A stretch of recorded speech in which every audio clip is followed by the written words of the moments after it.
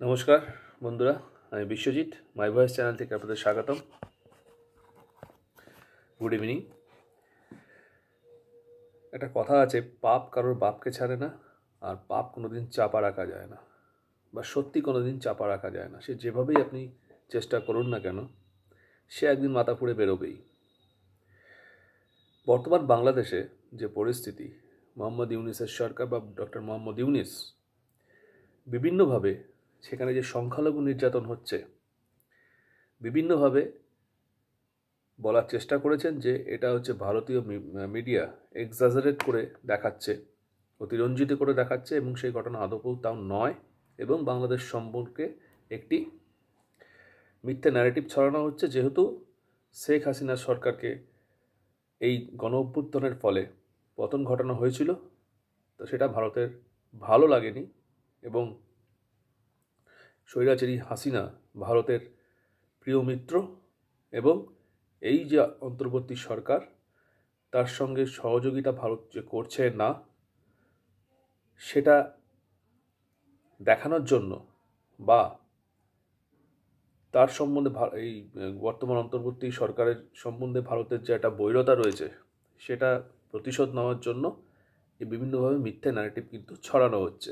এটি তাদের বক্তব্য ছিল। বিভিন্ন উপদেষ্টা যারা রয়েছে, আমি অপদেষ্টা বলি তাদের, এবং এই মোহাম্মদ ইউনূস, স্পাইনলেস মোহাম্মদ ইউনূস, যে বর্তমান অন্তর্বর্তী সরকারের ক্ষমতায় রয়েছেন। কিন্তু দিনে দিনে কিন্তু অনেক কিছু এক্সপ্লোর হয়েছে। আপনারা দেখেছেন ব্রিটেনের পার্লামেন্ট পর্যন্ত কিন্তু এটা নিয়ে কথা হয়েছে, এবং ব্রিটেন সরকারকে সেখানকার স্বরাষ্ট্র সচিব প্রীতি প্যাটেল কিন্তু বলেছেন যথাযোগ্য ব্যবস্থা নেওয়ার জন্য, এবং ব্রিটেন সরকার যাতে তার মতামত জানায় এ সম্বন্ধে। আমেরিকা থেকেও কিন্তু এটা বলা হয়েছে, চিন্ময় কৃষ্ণ প্রভুর গ্রেপ্তার হওয়ার পর, তার জামিন নাকচ হওয়ার পর, এবং তার সপক্ষে কোনো আইনজীবীকে দাঁড়াতে যখন দেওয়া হলো না, তার সপক্ষে কিন্তু এই আমেরিকা কিন্তু বলেছে যে এটি গণতন্ত্রের কিন্তু একটি হত্যার শামিল, এবং যে কোনো অপরাধী হোক তার কিন্তু আইন মোতাবেক তার কিন্তু রক্ষা কবচ পাওয়ার কথা, এবং আইনি অধিকার তার রয়েছে তার সপক্ষে তাকে নিরপরাধ প্রমাণ করার জন্য। কিন্তু এবং এই আন্তর্জাতিক চাপের মুখে মোহাম্মদ ইউনূস দু একদিন আগে তার বাসভবনে বিভিন্ন ধর্মের বা ধর্মগুরুদের নিয়ে, বিভিন্ন ধর্মের নয়, ধর্মগুরুদের নিয়ে, ওনার মনোপুত কিছু ধর্মের লোক রয়েছে, ধর্মগুরু রয়েছে, তাদের নিয়ে একটি বৈঠক করেছেন। কিসের হিসাবে? যে সংখ্যালঘুদের উপর যে অত্যাচার হচ্ছে সেই বিষয়। যদি সংখ্যালঘুদের উপর অত্যাচারকে যদি অতিরঞ্জিত বলা হয়, অর্থাৎ আপনার কথা অনুযায়ী সেটা মিথ্যে, এটা আদপে ঘটছে না, তাহলে আপনার কেন ধর্মগুরুদের নিয়ে বৈঠক এই বিষয়ে করতে হলো? সেইখানে ফরহাদ মাজার, যিনি বাংলাদেশের কবি এবং বুদ্ধিজীবী এবং কলামিস্ট, তিনি কিন্তু স্পষ্টত বলেছেন যে কিসের জন্য এই চিন্ময় কৃষ্ণ প্রভুকে গ্রেপ্তার করা হলো। তিনি তার বক্তব্য রংপুরে শুনেছেন বা চট্টগ্রামে শুনেছেন, তার এমন কিছু মনে হয়নি যে তিনি দেশদ্রোহিতা বা দেশবিরোধী কোনো স্টেটমেন্ট দিয়েছেন। তার বিভিন্ন অভাব অভিযোগ থাকতে পারে, বা সেই জনগোষ্ঠীর বিভিন্ন অভাব অভিযোগ থাকতে পারে। সেই জনগোষ্ঠীর হয়ে, হিন্দু জনগোষ্ঠীর হয়ে তিনি তাদের দাবি দেওয়া সরকারের প্রতি তুলে ধরেছেন। এটা যে কোনো গণতান্ত্রিক দেশে কিন্তু এটি কাম্য, এবং তাকে রাষ্ট্রদ্রোহিতার অভিযোগে কেন গ্রেপ্তার করা হলো, এবং তার সপক্ষে আইনজীবীদের কেন দাঁড়াতে দেওয়া হলো না, কেন হুমকি ধমকি দিয়ে সেই আইনজীবীদের বিরত রাখা হলো এই চিন্ময় কৃষ্ণ প্রভুর সপক্ষে মামলা লড়ার জন্য। তো ঘরের মধ্যেই কিন্তু মোহাম্মদ ইউনূসের প্রশ্ন উঠে গেছে তার সরকার চালানোর ধরন নিয়ে। এবং গতকাল কিন্তু বাংলাদেশের সুপ্রিম কোর্টের প্রধান বিচারপতিও কিন্তু একই কথা বলেছেন, মোহাম্মদ ইউনূসকে কিন্তু রাজধর্ম পালন করার কথা বলেছেন, অর্থাৎ সর্বধর্ম সমন্বয় যেন বাংলাদেশ থাকে, এবং সবার এই দেশে সমান অধিকার, এবং সবার সমান অধিকার রয়েছে আইনের সহায়তা পাওয়ার বা রক্ষা কবচ পাওয়ার। এটা কিন্তু চিন্ময় কৃষ্ণ প্রভুর সপক্ষেই কিন্তু এই স্টেটমেন্টটা তিনি দিয়েছেন। দ্বিতীয়ত তিনি আরও মনে করিয়েছেন যে মুক্তিযোদ্ধাদের জন্যই কিন্তু আজকের বাংলাদেশ হয়েছে, বাংলাদেশ একটি স্বাধীন রাষ্ট্র হয়েছে। সুতরাং মুক্তিযোদ্ধাদের কিন্তু কোনোভাবেই ভুলে গেলে চলবে না। অর্থাৎ মোহাম্মদ ইউনূস ক্ষমতা আসার পরে যে বিভিন্ন ধরনের কার্যকলাপ উঠে এসছে, যেমন বঙ্গবন্ধুর মূর্তি ভাঙা, ধানমন্ডিতে তার বাড়ি ধ্বংস করা, তার মাথার উপর উঠে পেশরাব করা, সমস্ত পঠন পাঠন থেকে তার নাম মুছে ফেলা বঙ্গবন্ধুর, ইভেন কারেন্সি থেকে তার ছবি মুছে ফেলা, সরকারি বাসভবন থেকে তার ছবি নামিয়ে ফেলা, অর্থাৎ মুক্তিযোদ্ধা বিরোধী যে শক্তি এখন বাংলাদেশে বর্তমান সেটা তিনি বোঝাতে চেয়েছেন। এবং মুক্তিযোদ্ধার ইতিহাস যে তারা মুছে ফেলতে চাইছে এই পাকিস্তানপন্থী রাজাকার বাহিনী তথাকথিত তাদের দোসররা, ঠিক আছে, সেটা কিন্তু পরিষ্কার তার বক্তব্যে, এই প্রধান বিচারপতির বক্তব্য কিন্তু উঠে আসছে। সুতরাং ঘরের মধ্যে কিন্তু মোহাম্মদ ইউনূস যথেষ্ট অস্বস্তিতে পড়ে গেলেন এবং তিনি যে এতদিন বা তার উপদেষ্টা যে মিথ্যা কথা বলে আসছিল এই অভিযোগগুলোর মাধ্যমে কিন্তু সেটা পরিষ্কার হয়ে গেল। সেখানে একটি প্রতিবেদন বলেছে, সেখানে বলা হচ্ছে এই সময় পত্রিকায়,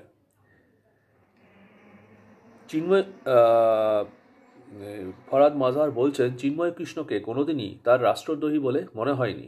একটুও না থমকে ভরা বৈঠকে বর্ষিয়ান কবিকে বলতে শোনা যায়, সন্ন্যাসীর কোনো মন্তব্যের ভিন্নমত থাকতেই পারে, তাদের নির্দিষ্ট কিছু দাবি দেওয়া আছে, কিন্তু সেটা নিয়ে আলোচনা হবে না কেন?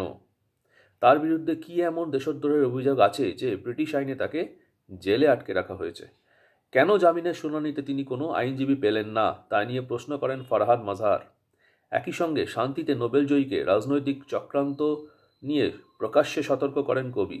কুর্সিতে বসে ইউনূস যে নতুন বাংলাদেশ করার ব্যাপারে স্বপ্ন দেখিয়েছিলেন, মিটিং চলাকালীন চেয়ার ছেড়ে উঠে দাঁড়িয়ে তা মনে করিয়ে দেন তিনি। টেবিলের ওপারে থাকা ইউনূসের দিক দিয়ে ধেয়ে আসে কবির তীব্র কটাক্ষ, এই মিটিংয়ে আমায় কেন আমন্ত্রণ জানানো হয়েছে জানি না, কিন্তু সম্মিলিত সনাতনী জাগরণ জোটের কাউকে ডাকা হয়েছে কি?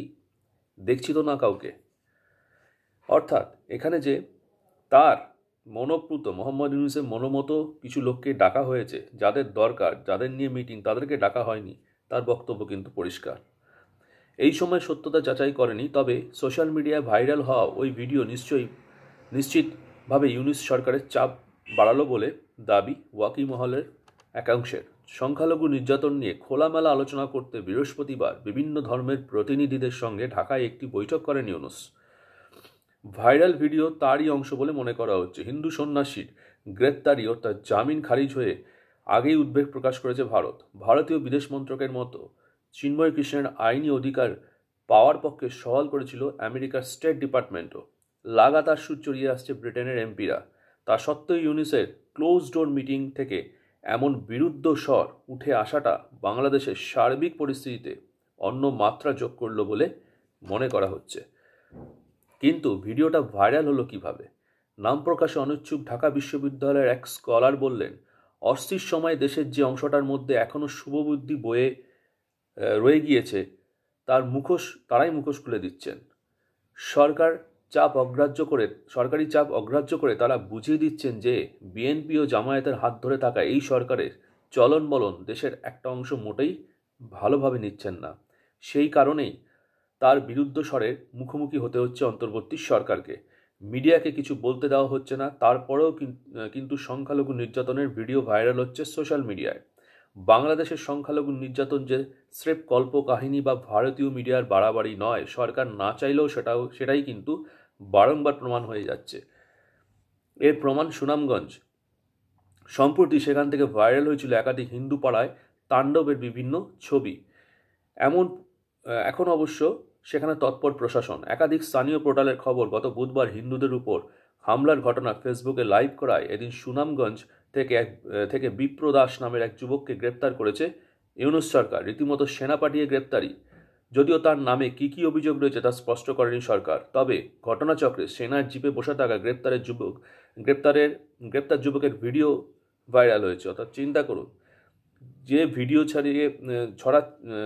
ভিডিও করছে এই অত্যাচারে সেই হিন্দু একজন যুবক, তাকে ধরে নেওয়া হলো, অথচ যারা এই হামলা চালালো তাদেরকে সেনাবাহিনী ছেড়ে দিল। অর্থাৎ সেনাবাহিনীর মধ্যেও এই জামাত, হিজবুত তাহরির গোষ্ঠী সক্রিয় এবং মুক্তিবিরোধী মুক্তিযোদ্ধা বিরোধী শক্তি যে সেনাবাহিনীতে রয়েছে সেটা কিন্তু এখন একদম পরিষ্কার বাংলাদেশের সেনাবাহিনী এবং পুলিশের মধ্যে।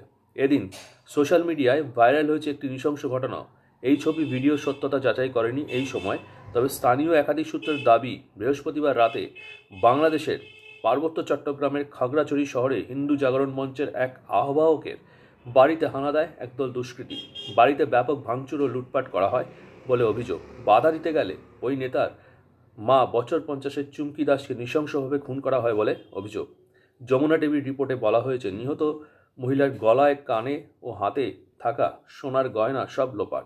মহিলার কপালে কাটা দাগ ও মাথার পিছনের দিকে এবং সারা শরীরে আঘাতের চিহ্ন ছিল। তদন্ত নেমে মোহাম্মদ রাসেল নামে পেশায় এক অটো চালককে গ্রেপ্তার করা হয়েছে। খুনের মোটিভ ঘিরে ধোঁয়াশা রয়েছে।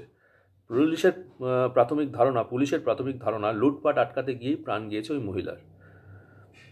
তাহলে ওয়াকিবহাল মহলের দাবি, বাংলাদেশের মিডিয়ার হাত পা বেঁধে রেখে আদতে নিজের পাই কুড়ুল মারছে ইউনূস সরকার।